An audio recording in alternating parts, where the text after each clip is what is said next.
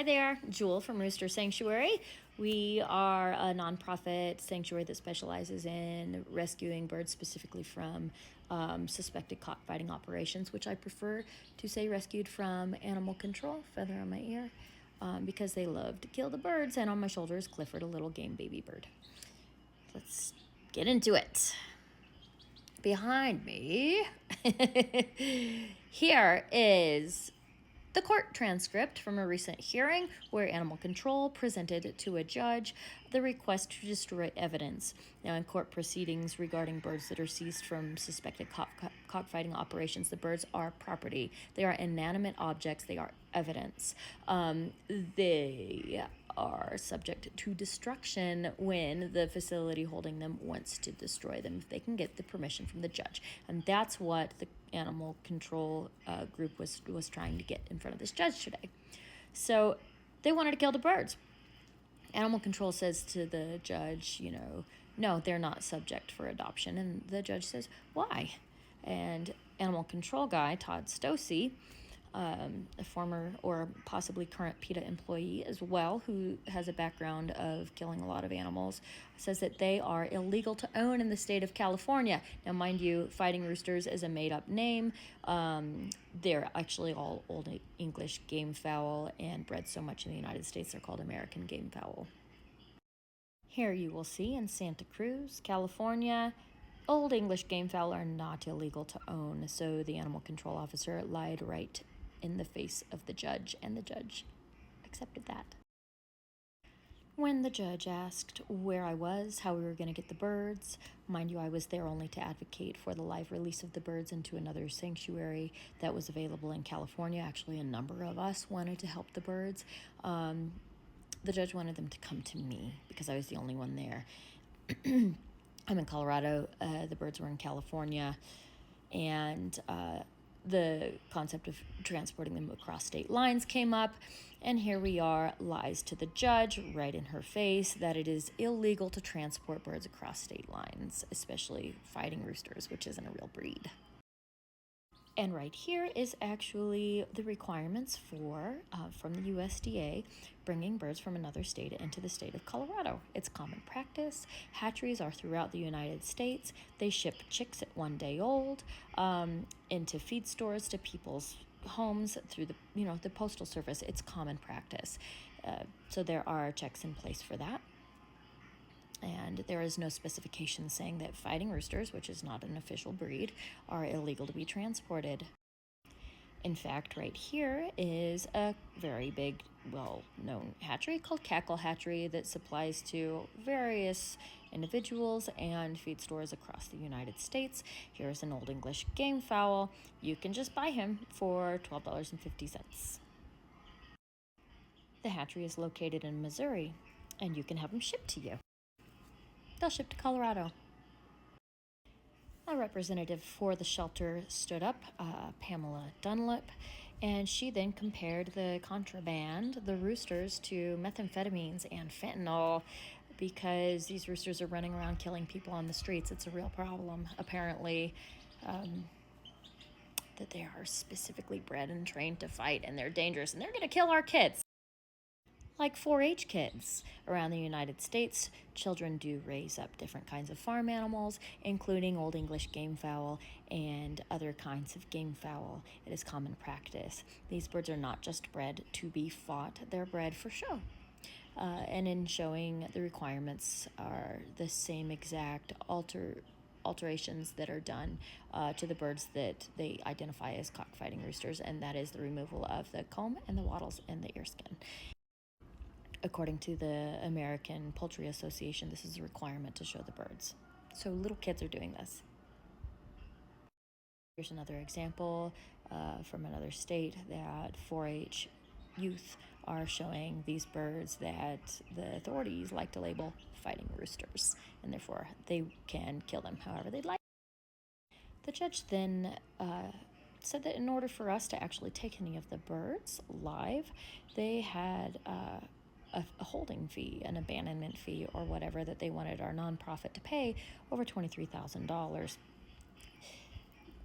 which is absurd. When I spoke with the the attorney for the shelter, she said that they would not waive the fee. I told her that that is not common practice. We've taken over 14 groups of fighting birds from different organizations around the United States. This isn't a standard procedure. And if we did not pay that fee, would the shelter receive that money elsewhere? And she confirmed, no, they would not. The birds would be destroyed if we didn't pay that fee.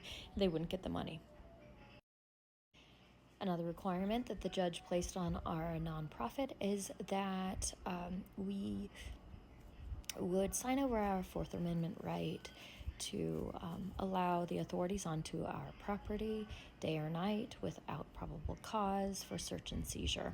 You know, these people are known killers of birds that they suspect would be used for cockfighting. They will come in and wipe them out. So we could not, in good conscience, sign over our Fourth Amendment rights, therefore putting our current 92 game roosters' lives at risk, and whatever animals on the property that they wanted to kill at risk. And just for your reminder, this is our Fourth Amendment that they wanted us to sign over. The judge also required of us to keep each rooster pinned completely isolated from all other livestock, which chickens are not livestock, forever, in tiny 6x6 pens, which is an inadequate way to house these birds forever, and it's absolute animal cruelty to keep them solo and isolated forever. They are wonderful companions to hens. They are wonderful companions to humans.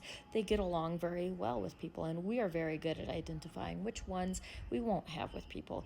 And I'll tell you what, out of 92 birds here that were seized from suspected cockfighting, there's only a small handful that are what are called man fighters, which are considered defective in the gamefowl community and will be culled.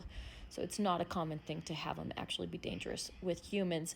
It's just that animal control, they go out into the field, and when they take birds from suspected cockfighting situations, they have gloves, they have kennels, they have nets, they have fear. These people are very afraid of these little 5-pound birds, and the birds don't respond well. They respond out of their nature because they're terrified. Chickens do identify over 100 faces.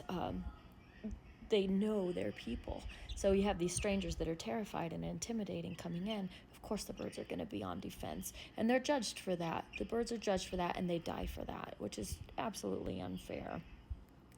So the judge, when I told her that they needed to be placed with hens, this is what we prefer to do here. They're incredible with hens. They don't harm a feather on their body. The judge said that just as she wouldn't put a woman in a position of having to be housed with an individual who they do not know has a history of domestic violence, I'm not going to house a chicken with a rooster. Roosters are chickens, newsflash, that's known for engaging in fighting contact and is bred for such. And I'm just going to show you a couple pictures, examples that prove these guys wrong. These are some of our adoptive families taking birds home from one of our recent seizures this year. And this is animal control from Oklahoma and a volunteer and myself, each holding a game rooster. We're all very happy we were able to save all 75 of those birds. This is myself and my girlfriend Lisa, and we are lesbians for cocks. And we took our friend Arthur to Pride this year. He met a lot of people and changed a lot of minds, so we're getting the truth out there. Arthur with a kid. Better keep that meth away from that kid. And here we are at another festival this summer, and he's making a lot of new friends. Here we are at another festival with Black Sabbath and some children. And I just wanted to add one more thing. Roosters are conditioned. They are not trained to fight. They are exercised like an athlete would be. So they're typically not really roughed up. And they come to us in pretty good shape unless they've been kept by animal control for a period of time while the court proceedings release the birds. So they're actually really handleable birds, but the public is told things like the misconceptions from animal control in that hearing you've just seen, that the birds, are dangerous, or that, they're not safe. The public doesn't know. That's why we got to tell them. That's our job. And I would like everybody to help us. We're in Colorado. You can visit us if you'd like. Message me. please.